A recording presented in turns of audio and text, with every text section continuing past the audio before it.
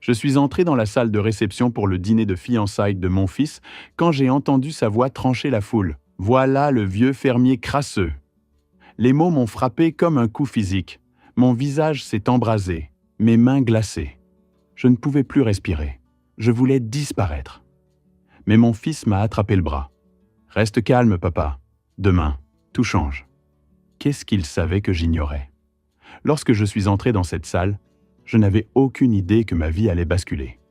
Je m'appelle Henri Moreau. J'ai 65 ans et j'ai passé ma vie à bâtir le domaine Moreau dans le Languedoc-Roussillon. Ce n'est pas qu'une exploitation viticole, c'est l'héritage que mon père m'a laissé, arraché à la terre par la sueur et l'obstination. J'ai 2 enfants. Ma fille Catherine vit sa vie ailleurs. Christophe, mon fils de 32 ans, est ingénieur agronome. Même en ville, il revient régulièrement travailler à mes côtés. Ce lien père-fils ne se construit pas que sur le sang, mais sur la confiance. Ma femme Rosa est décédée il y a 6 ans. Pendant 30 ans, elle a été le cœur de tout. Il y a 1 an et demi, Christophe a rencontré Amanda Dubois. Belle, raffinée, avec l'élégance des grandes fortunes parisiennes. Mais dès la première poignée de main, mon instinct de fermier, aiguisé par 65 ans de vie, m'a alerté. Ces questions semblaient innocentes, mais sous chacune se cachait un calcul. Combien d'hectares possédez-vous, Henri? Christophe héritera-t-il? Votre testament est en ordre? Elle ne demandait jamais ce que mon fils aimait. Seulement la valeur des propriétés, l'héritage, l'argent. Son père, Thomas Dubois, avait une poignée de main sans chaleur et des yeux qui évaluaient comme un acheteur de bétail. Sa mère était pire. Grâce glaciale et regard acéré derrière un vernis de charme. J'ai pris Christophe à part. « Fiston, elle ne pose pas de questions sur toi, mais sur l'argent. » Il a souri. « Papa, je l'aime. Tu t'inquiètes pour rien. » J'ai laissé tomber. Mais ce vieil instinct continuait de murmurer des avertissements.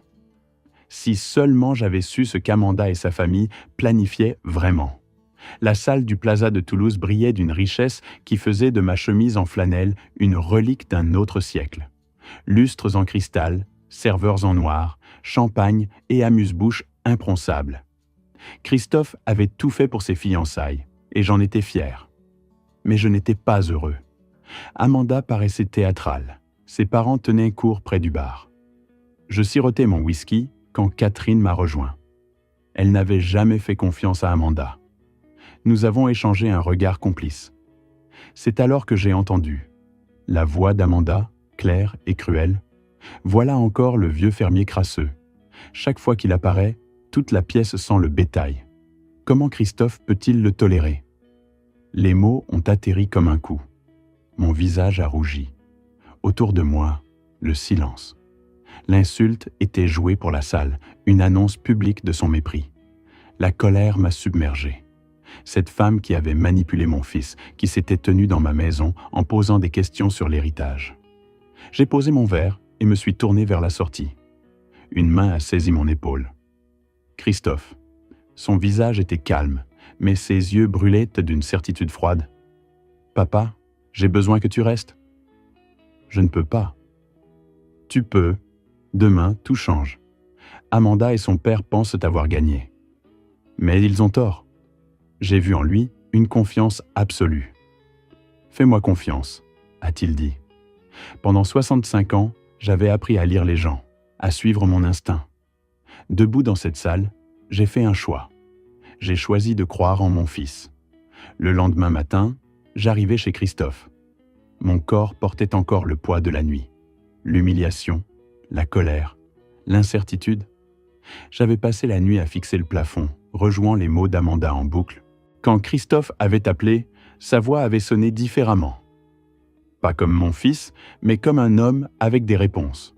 « Papa, viens, j'ai besoin que tu entendes quelque chose. » Un jeune homme était assis à sa table de cuisine, entouré d'équipements audio.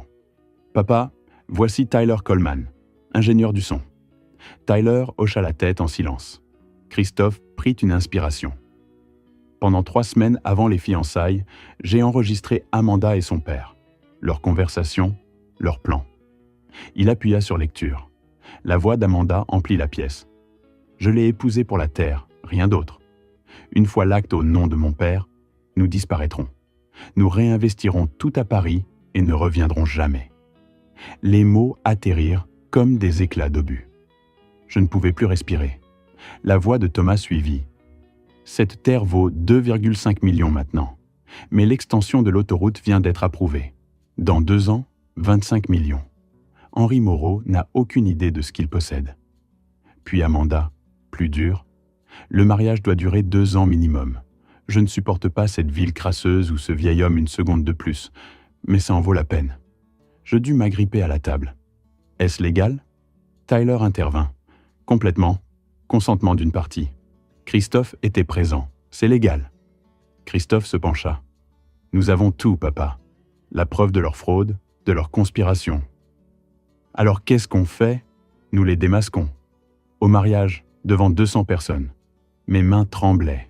Non de peur, mais de fureur mêlée de fierté pour mon fils. Cette nuit-là, je ne dormis pas. À 2 heures du matin, assis dans l'obscurité, je parlais à Rosa. « Aide-moi. Notre fils essaie de protéger ce que nous avons construit.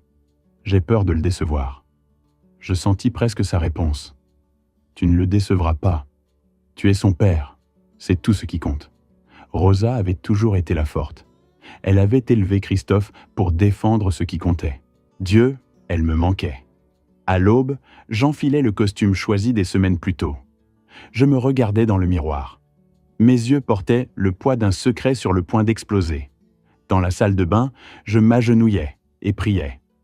Non pour le succès, mais pour que la vérité soit indéniable, pour que mon fils soit protégé, pour que la justice ait un sens. Quand j'arrivais au lieu du mariage, l'espace bourdonnait d'activités. Fleuristes, champagne, tout était immaculé. Une façade de célébration sur une fondation de mensonges. Derrière l'autel, discrètement positionné, un grand écran. Pour les invités, une touche moderne. Pour moi, l'instrument de la vérité. Dans quelques heures, tout ce pourquoi nous nous étions préparés se déroulerait. La vraie question n'était pas si nous étions prêts. C'était, Amanda et son père avaient-ils la moindre idée de ce qui allait arriver? La cérémonie débuta à midi. Amanda descendit l'allée en soie blanche, son père à son bras, arborant le sourire d'un homme qui croyait avoir gagné. Les invités se levèrent, sourire et larmes sincères. Ils n'avaient aucune idée de ce qui allait se dérouler. Au premier rang, Catherine serrait ma main. « Reste fort, c'est l'heure. » Christophe se tenait à l'autel, calme, les mains stables. Parmi les invités, un homme distingué observait en silence, Paul Renaud, procureur. Le prêtre entonna les mots traditionnels. Fleurs, parfums, musique douce. Tout semblait parfait, tout sauf la vérité. Christophe Moreau, acceptez-vous cette femme pour épouse? La salle retint son souffle, le moment qu'Amanda attendait. Christophe inspira, regarda Amanda avec une tristesse fugace, puis se tourna vers la foule. Avant de répondre, il y a quelque chose que tout le monde doit voir. Murmure confus. Amanda pâlit. Thomas Dubois se leva, alarmé. « Qu'est-ce que tu fais » siffla Amanda. Le prêtre, déconcerté. « Pardon, quoi » Christophe fixait l'écran derrière l'autel. Une lumière scintilla. L'écran s'anima. Mon cœur se serra. Catherine agrippa ma main. Thomas tenta de tirer Amanda vers la sortie, mais l'allée était bloquée.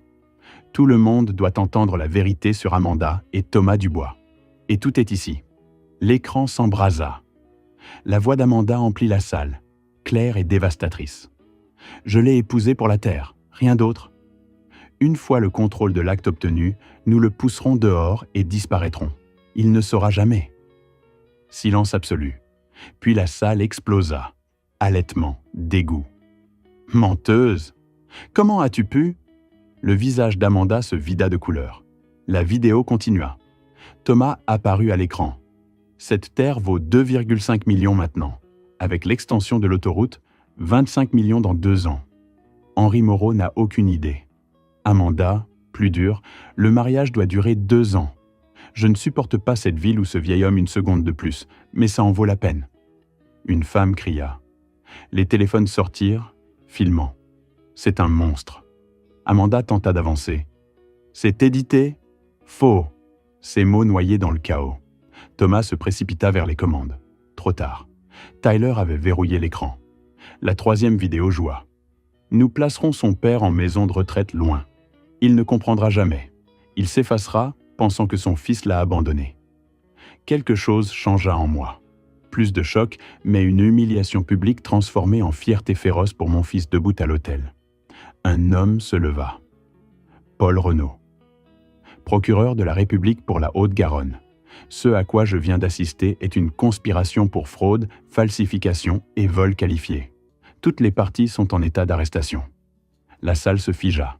Des policiers apparurent, efficaces et préparés. Thomas tenta de fuir, fut maîtrisé. Amanda s'effondra à genoux, sa robe blanche déployée comme un rêve brisé. « Ce n'est pas juste », sanglotait-elle, mais c'était juste. C'était la justice. Les invités partirent, certains avec dégoût, d'autres fascinés. La salle s'était transformée en scène de crime, en salle d'audience, en monument aux conséquences de la cupidité. Alors que les officiers emmenaient Thomas et Amanda menottés, je croisais le regard de Christophe. Toujours à l'autel, parfaitement composé. Ni triomphe, ni satisfaction, juste de la clarté. Mon fils avait protégé notre famille.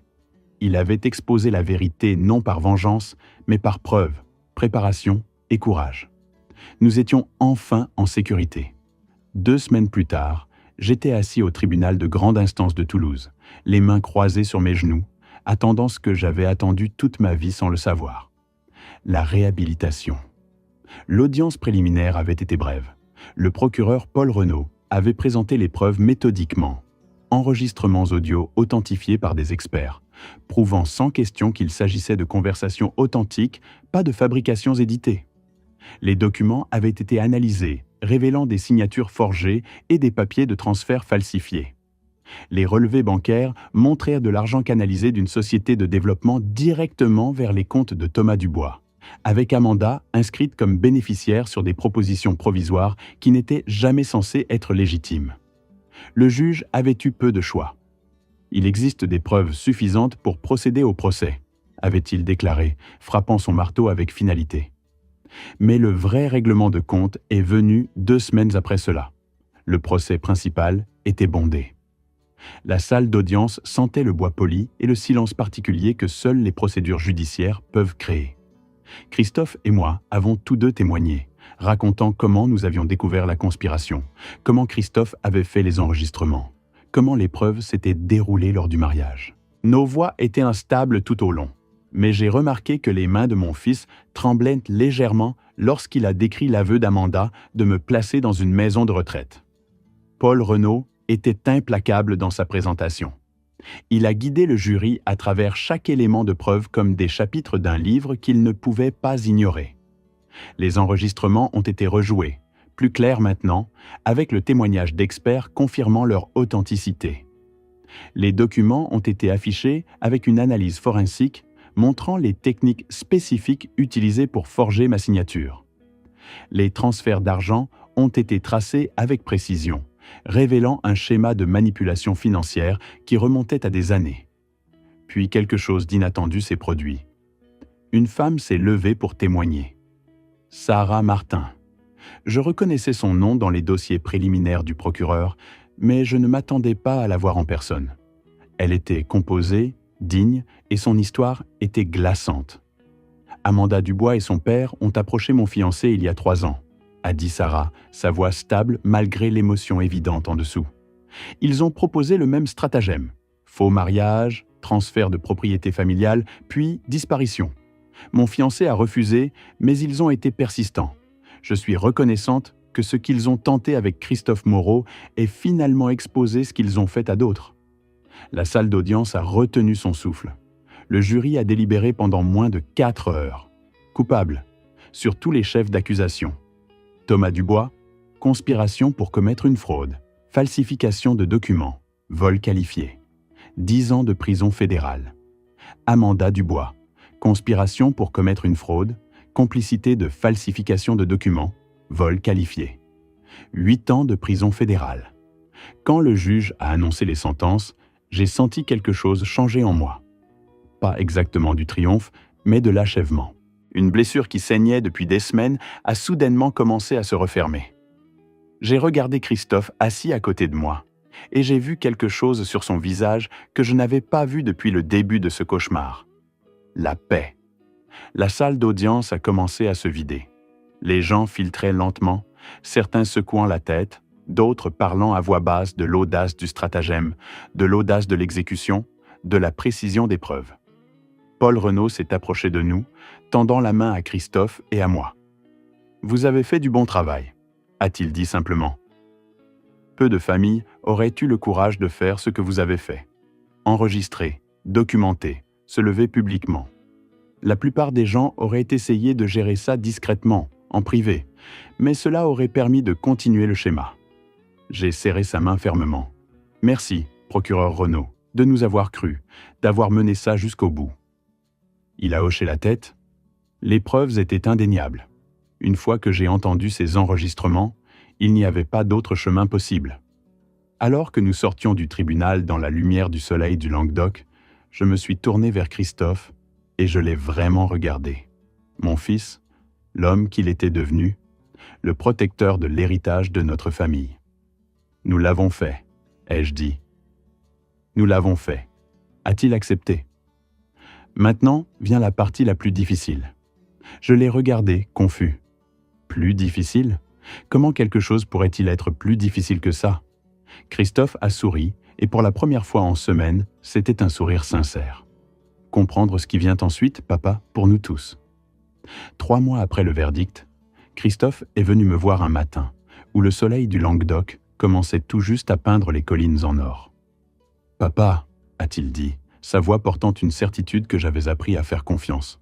« Je ne retourne pas en ville. C'est ici que je dois être, avec toi, avec la terre. » Je voulais lui dire que je le savais déjà. Un père reconnaît ses décisions dans les yeux de son fils avant que les mots ne soient jamais prononcés. Mais au lieu de cela, j'ai simplement hoché la tête et j'ai serré son épaule, sentant quelque chose en moi se mettre en place.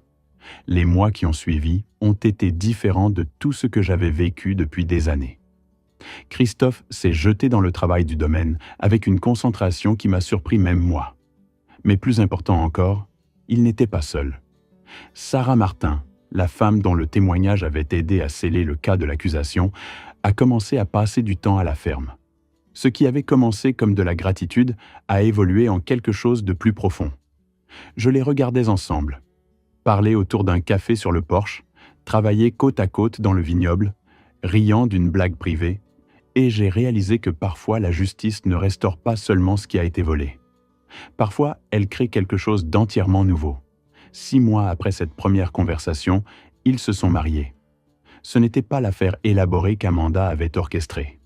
Il n'y avait pas de lustre en cristal, pas de prétention, pas d'agenda caché se faisant passer pour une célébration. Au lieu de cela, il y a eu une simple cérémonie sous le vieux chêne qui se tenait sur cette terre depuis 100 ans. Famille et amis proches, des mots prononcés avec une signification authentique, une bénédiction qui semblait réelle parce qu'elle était réelle. Après le mariage, quelque chose de magique s'est produit. Christophe et moi avons commencé à travailler le domaine ensemble d'une manière que nous n'avions pas fait depuis qu'il était adolescent. Il a apporté les connaissances de ses années loin. Techniques d'irrigation modernes, pratiques agricoles durables, équipements qui rendaient le travail moins éreintant, mais pas moins significatif. J'ai apporté les connaissances accumulées au fil de 6 décennies, le rythme des saisons, le tempérament des animaux, le langage secret que la terre parle à ceux qui sont assez patients pour écouter. Nous avons installé de nouveaux systèmes d'eau qui ont transformé des sections de vignobles en difficulté en rangées de raisins prospères. Nous avons modernisé les opérations de bétail avec une technologie qui a amélioré à la fois l'efficacité et le bien-être animal. Nous avons travaillé côte à côte, père et fils, restaurant ce que nous avions presque perdu. Catherine a rendu visite un week-end et je l'ai regardée parcourir la propriété avec émerveillement dans les yeux. « C'est magnifique, papa », a-t-elle dit, nous embrassant tous les deux. J'avais tellement peur que nous allions perdre cet endroit. « Nous avons failli », ai-je dit doucement. Mais ensuite, j'ai regardé Christophe, la terre que nous avions sauvée ensemble, l'avenir prenant racine autour de nous. Mais nous ne l'avons pas fait. La maison de ferme était plus pleine qu'elle ne l'avait été depuis des années. Sarah a apporté chaleur et rire dans des pièces qui étaient devenues froides. Christophe a apporté but et vision, et je me suis retrouvé à 65 ans à me sentir plus jeune d'une certaine manière. Pas physiquement, mais spirituellement. Le fardeau que j'avais porté si longtemps s'était levé. Tard un soir, assis sur le porche avec Christophe, regardant le coucher de soleil peindre le ciel en nuances d'orange et de violet, j'ai réalisé que quelque chose avait fondamentalement changé. Nous n'étions pas seulement un père et un fils qui avaient survécu à une menace pour notre héritage. Nous étions une famille qui avait été testée et était ressortie plus forte. La terre guérissait. Nous guérissions. Et quelque part dans cette guérison, nous avons découvert quelque chose qui ne pouvait pas être volé, ne pouvait pas être forgé, ne pouvait pas être manipulé. Nous nous étions redécouverts. En regardant en arrière maintenant, je réalise à quel point nous sommes passés près de tout perdre. Pas seulement la terre, mais la confiance entre père et fils, l'intégrité de notre famille, la croyance que la vérité compte encore. J'avais 65 ans quand Amanda m'a appelé un vieux fermier crasseux. J'avais vécu à travers des récessions et des sécheresses, à travers la perte de ma femme et l'éducation de 2 enfants seuls. Mais rien ne m'avait préparé à la réalisation que quelqu'un que j'avais accueilli dans ma famille avait comploté pour nous détruire depuis le premier jour. Ce qui nous a sauvés, c'est le courage de mon fils d'agir sur la vérité. Christophe a hérité de mes valeurs et les a dépassées. Il a pris des preuves et les a rendues indéniables. Il a planifié soigneusement. Il a exposé ceux qui nous avaient trahis. Quand le moment est venu, il n'a pas hésité. Thomas m'a offert 700 000 € pour régler discrètement, pour garder la honte privée. J'ai refusé parce que j'ai appris quelque chose. On ne peut pas négocier avec des gens qui ont décidé que vous êtes jetables. On ne peut que les exposer et laisser la justice faire son travail. 3 choses que je veux dire clairement. Premièrement, si quelque chose semble faux, c'est probablement le cas. Faites confiance à cet instinct. Deuxièmement, la famille est tout. Protégez-la avec une conviction absolue. Rien n'est plus précieux que les gens que vous aimez. Troisièmement, la vérité ne se cache pas éternellement. Elle remonte à la surface. Elle transforme tout. En regardant mon fils maintenant, la famille que nous avons reconstruite, la terre prospérant sous nos soins partagés, je sais que nous avons fait le bon choix. Nous avons choisi la vérité plutôt que le silence. Nous avons choisi la famille plutôt que la commodité. Et au final, ce choix nous a tous sauvés. C'est mon histoire. C'est la leçon. Mon nom est Henri Moreau. C'est mon histoire vraie. Je la partage parce que j'ai failli détruire ma famille en ignorant les signaux d'alarme. Ne soyez pas comme moi. Quand quelqu'un ne semble pas être la bonne personne, c'est qu'il ne l'est pas. Voici ce que cette histoire vraie m'a appris. Ne faites pas confiance aux mots, faites confiance aux actions. Les promesses d'Amanda étaient vides, ses intentions étaient du poison. N'ignorez pas les schémas. Chaque question révélait son agenda. L'argent, la propriété, l'héritage. Je l'ai vu. Je n'ai juste pas agi. Ne vous contentez pas du silence. Quand Thomas a offert 700 000 € pour faire disparaître tout ça, j'ai dit non. Parce que la vie ne récompense pas le silence. Elle récompense la vérité. Ce moment de l'histoire d'un grand-père a changé ma famille pour toujours. Mais cela n'avait pas besoin de se passer ainsi. Si j'avais écouté mon instinct dès le premier jour, nous aurions pu tout prévenir. Mon fils Christophe est devenu le héros de cette histoire vraie parce qu'il a agi sur les preuves. Il a fait ce que je ne pouvais pas faire. Merci d'avoir écouté mon histoire. Si elle t'a touché, laisse un like, écris en commentaire ce qui t'a le plus parlé et abonne-toi à la chaîne. Beaucoup d'autres histoires arrivent. Ce n'est pas la fin de la mienne. C'est seulement le début de quelque chose de meilleur.